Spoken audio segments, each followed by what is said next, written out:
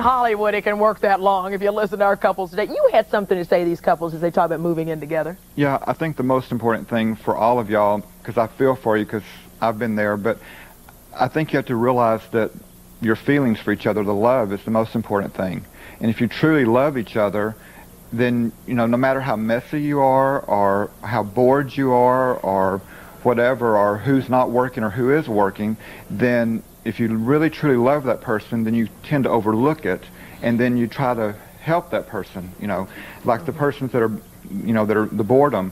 Well, you know, it does go both ways, and you could, you know, maybe figure out one night in the week that you're not working the 25 hours a night, and, you know, and do something special. Go to the movie, you know, even if it's the dollar movie things. or I mean, whatever. I hope she's not trying to make it look like that I just come home and I go hi, you know, and I sit down and I say hi. But I think the question that you're asking is, how hard are you working at your relationship? You worked hard to move in together. How hard did you work on the relationship? Because that's the most important I've worked thing, pretty hard, I think. Is that a stalemate right now? But I think, you know, sometimes no matter how long you're together, you know, if you're together 10 months, 20 years, or whatever, there's always a stalemate. I mean, no matter what, no matter how much you love each other, there comes a time in your life that it's gonna. It's the wrong timing, like they were saying. It's the wrong timing. You're not at the time in your lives.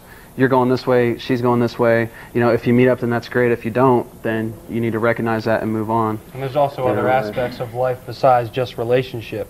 I mean, in my case, I was pursuing my career and what I want to do with my life, and putting in hours upon hours a day, just, you know, concentrating on that. I need to have my mind clear. And to come home to hear, you left your underwear on the floor, I just didn't feel like hearing it. And I mean, when I'm working, 80, 90 hours a week, selling real estate and bartending, I didn't want to hear that when I got home. Yeah. So, that was my scenario. From the audience. I just wanted to know what you were doing before. Like, didn't you have the time for each other before? Yeah. Before you moved in together? Well, I was pretty much a bum before. I mean, I can be honest with you.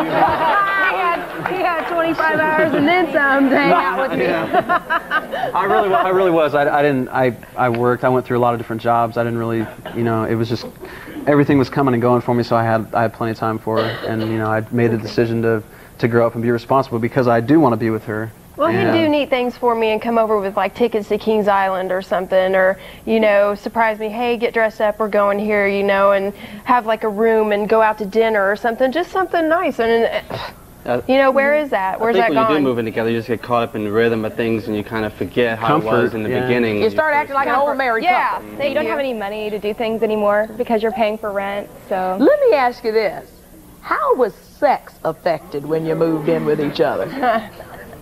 What'd you look up in the sky there for, John? He's looking for that 25th hour in the night.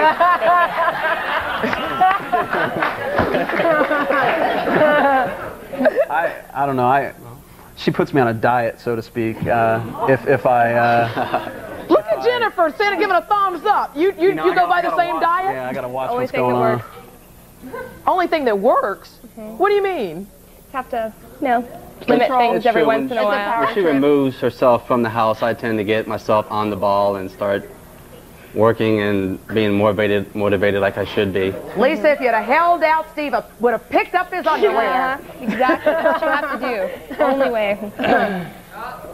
Well? It doesn't work. It doesn't work. No. Jennifer, I noticed that you had talked about that you had dreams of getting married. Had you discussed this, or do you do what a lot of women sometimes do, and maybe guys too, that think, well, if I move in, then I know it's going to lead to marriage, and you start fantasizing all this stuff in your head that may not be real. Well, we dated for 4 years. I mean, we're to the point that every time we go to a bookstore, we look through baby name books together. I mean, I definitely thought that was a big plan. So why didn't you just get married instead of moving in?